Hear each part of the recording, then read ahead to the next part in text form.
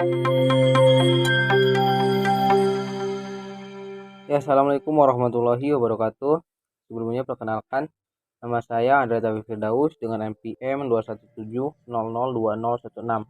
Di sini saya akan mempresentasikan atau mensimulasikan mengenai pengukuran daya menggunakan 3 alat ukur, baik menggunakan alat ukur voltmeter maupun alat ukur arus, yaitu ampere meter.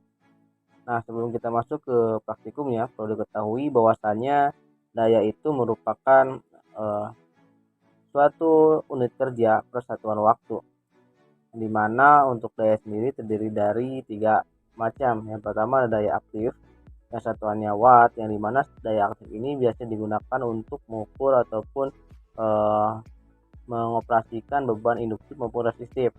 Nah, kemudian ada pun daya reaktif, dari mana daya reaktif ini satuannya adalah VAR atau volt ampere reaktif, di mana untuk daya reaktif ini biasa digunakan untuk mengoperasikan generator, transformator, dan lain hal sebagainya.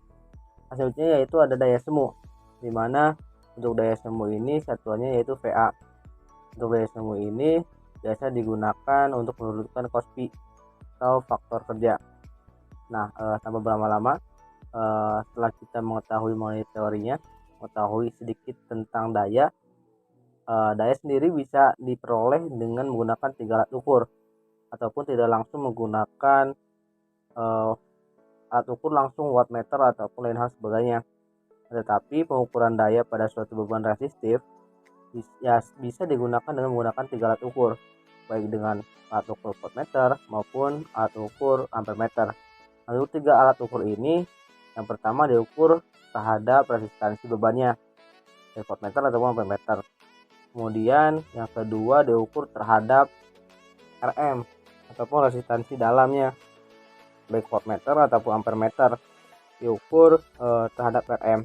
Dan kemudian voltmeter atau ampere meter yang ketiga digunakan untuk mengukur RM ataupun RSH ataupun resistansi bebannya. Jadi keduanya diukur di voltmeter yang ketiga ini. Nah, untuk spesifikasi ataupun penempatan alat ukurnya sendiri, seperti biasa bahwasanya untuk voltmeter sendiri dipasang secara paralel. Nah, sedangkan untuk ampere meter dipasang secara seri. Seperti itu. Langsung saja kita langsung saja untuk merangkai rangkaian pengukuran daya menggunakan 3 alat ukur ini. Yang pertama kita menggunakan metode voltmeter, mana kita membutuhkan tentunya membutuhkan input dari AC ya, input dari AC. Kemudian kita membutuhkan komponen. Yang pertama tentunya kita membutuhkan resistansi ataupun resistor. Kita butuh resistor dalam dan resistor beban.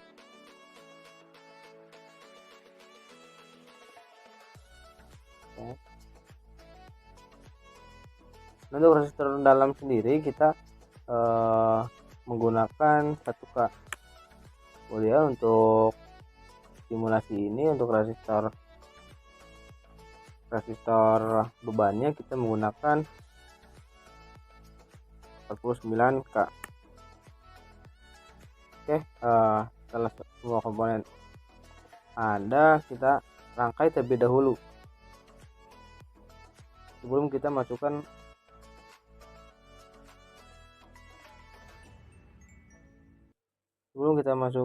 alat ukur voltmeter ataupun ampere meternya.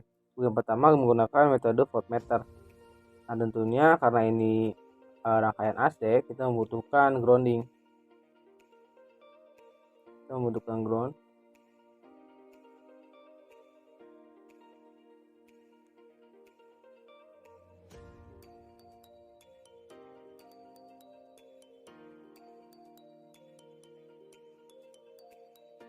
Dimana untuk ground dalam sistem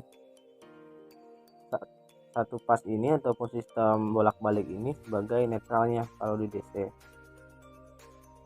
Oke, untuk komponen telah ada semua. Kemudian kita pasangkan voltmeter AC nya, AC voltmeter dari Nah, rangkaian pertama kita paralelkan di sini, kemudian rangkaian kedua di sini, dan rangkaian ketiga kita pasangkan di sini dengan rotate anti-clockwise. Nah, setelah semua komponen ada, maka kita mulai untuk merangkainya.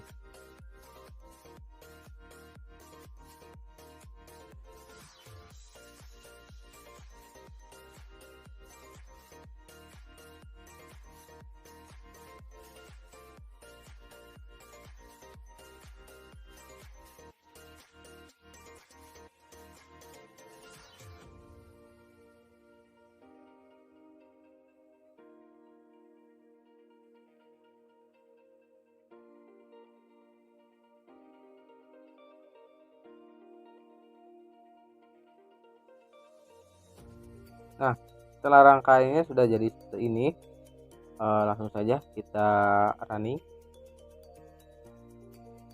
Nah, hasil pembacaan dari potmeternya adalah seperti ini. Nah, kita belum mengatur nilai dari voltmeternya. Kita atur untuk menjadi 25 volt. Nah, ini merupakan hasil pembacaannya. Karena ini harus bolak-balik, maka terdapat frekuensi dan tentunya terdapat gelombang. Setiap persatuan waktu akan tidak akan tetap ataupun akan terus naik turun, karena ini merupakan gelombang bolak-balik.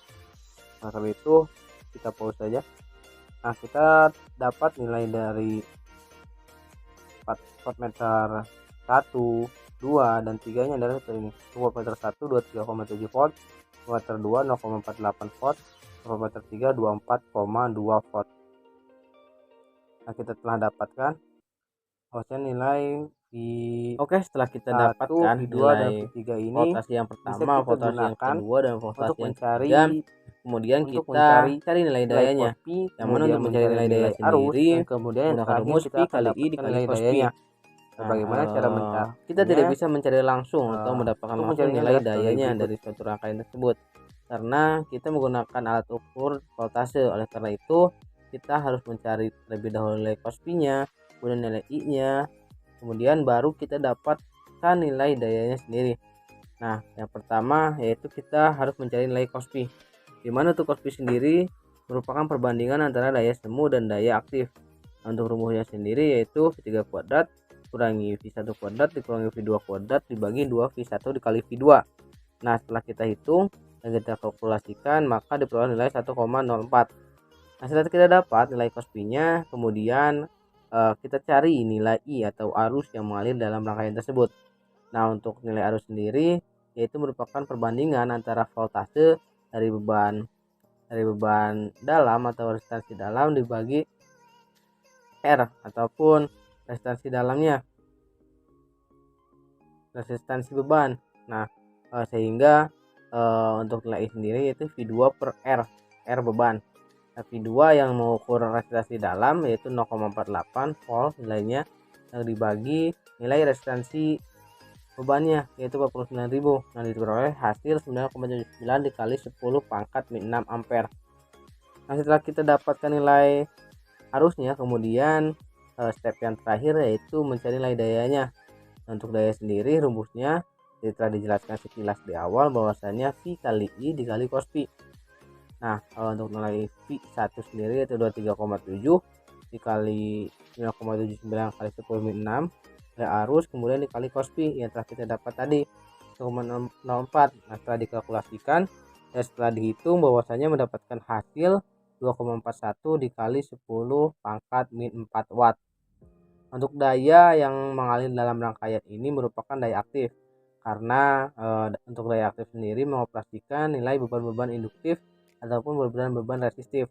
Sedangkan pada rangkaian ini menggunakan beban-beban resistif, sehingga dapat dikatakan rangkaian tersebut merupakan rangkaian yang menggunakan daya aktif. Oke, setelah kita melakukan praktikum untuk simulasi mencari nilai daya dengan metode voltmeter, selanjutnya kita menggunakan metode ampermeter. Sebagaimana yang tadi dijelaskan secara singkat, bahwasanya untuk ampere meter ini disusun secara seri.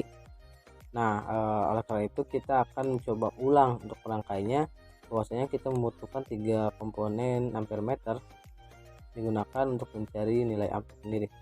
Nah, untuk komponennya sendiri, untuk resistansi dalamnya tetap kita menggunakan resistansi dalam dengan nilai 1 kilo, dan untuk resistansi bebannya tetap juga kita menggunakan resistansi beban senilai 49 kilo. Oke, kita akan langsung saja merangkainya. Tadi telah dijelaskan bahwasanya untuk pemasangan ampere meter sendiri dilakukan secara seri untuk pengukuran arus. Oke, kita membutuhkan ampere meter, AC ammeter, karena ini merupakan input dari tegangan AC, sehingga kita menggunakan AC ampere meter. Oke, meter AC 3 buah ya. Oke, kita rapikan lagi.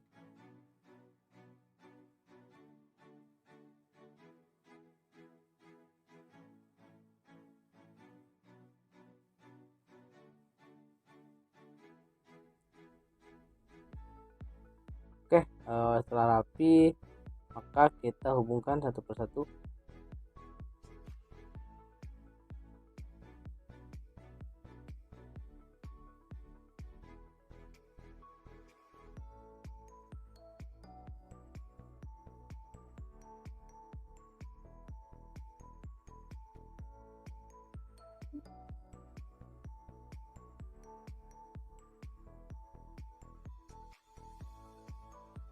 Oke, untuk rangkaian telah selesai. Setelah selesai dirangkai, maka dari itu kita akan simulasikan nilai dari setiap voltasenya. Kita running saja. Untuk nilai pembacaannya sangat sedikit ya. Artinya value atau nilai dari ampere meter sendiri bisa dirubah-rubah menjadi mili, sehingga nilai yang tertera akan terlihat semakin besar gitu. Kalau ini nilai 0 ini berarti nilai ampere tidak mencukupi, sehingga harus diganti menjadi mili ampere ataupun mikro ampere. Karena itu kita coba ya untuk menggantinya menjadi mili ampere agar nilai dari arus tersebut dapat terlihat.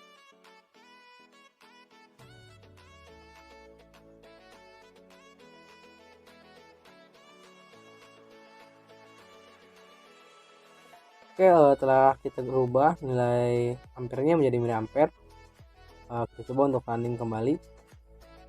Nah, sekarang sudah terlihat ya bahwasanya nilai ampere meter ini telah berubah, tadinya ampere menjadi satunya mili ampere, sehingga nilainya juga akan lebih terlihat walaupun sama saja kecil gitu ya, mili ampere, artinya 10 pangkat min 3.